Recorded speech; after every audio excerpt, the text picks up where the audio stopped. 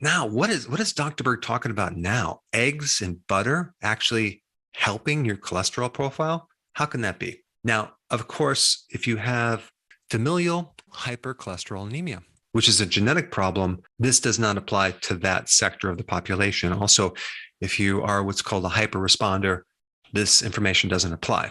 But for everyone else, I think it does apply. And just hear me out. So let's first talk about the egg yolk. The egg yolk has one of the highest sources of cholesterol mobilizing nutrients. Number one, choline, okay? And number two, lecithin. Both of these compounds help you mobilize cholesterol out of the body. And the thing you need to know about eggs, for example, is that one egg gives you roughly about 186 milligrams of cholesterol. But you have to also realize that your body makes cholesterol. It makes a lot.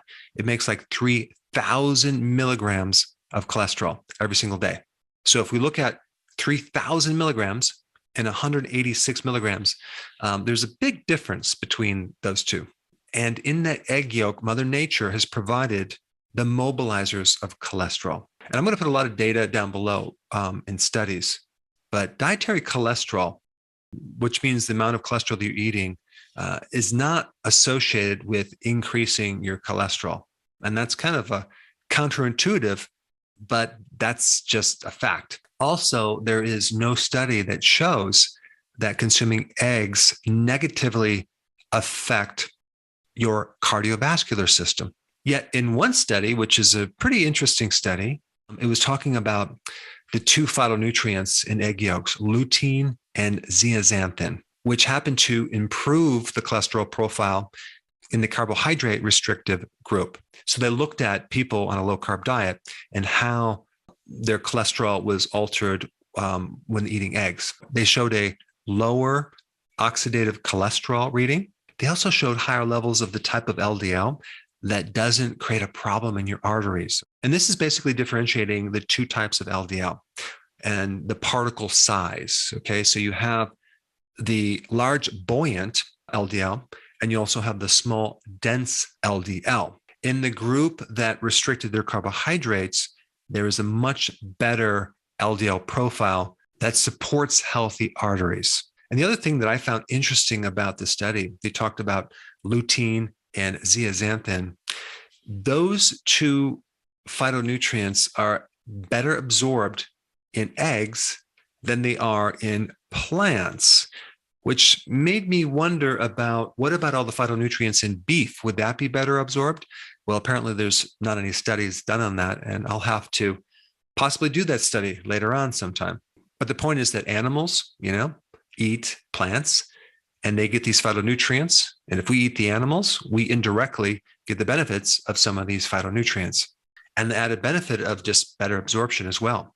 The other interesting thing about egg yolks is that they're a good source of vitamin K2, which protects the heart. It keeps the calcium from building up in the arteries, okay? It drives the calcium into the bone. So as far as a food that supports your heart and your cholesterol, eggs are right at the top of the list. Now let's talk about butter, okay? Now I'm talking about butter from cows that are grass-fed, grass-finished, not the typical grain-fed cow milk, but the grass-fed, which is a whole different thing. And if you can actually find butter that's cultured, that would be even better, because now we're getting a product with an added benefit of good bacteria. First of all, butter and these microbes greatly have an influence over your cholesterol. Your own microbes make bile salts, which help to mobilize cholesterol. Bile salts are involved in the primary regulation of cholesterol from the liver, and your microbiome make this secondary type of bile. But anytime you consume probiotics or foods with microbes, like the cultured butter, chances are you're going to help your cholesterol profiles. But I just could not find any studies on cultured butter and cholesterol. But I do know the importance of consuming foods that are fermented or enriched with microbes. Butter also is a good source of vitamin K2, which is great for the heart, if it's grass-fed. Vitamin K2 was called the X factor in Dr. Price's evaluation on traditional foods and fermented foods. Butter is also great for anyone going through menopause because it contains cholesterol that can really supply the raw material for making sex hormones. And I'm not just talking about estrogen and progesterone. I'm also talking about other hormones like progesterone, as well as cortisol, the key hormone that helps you with stress.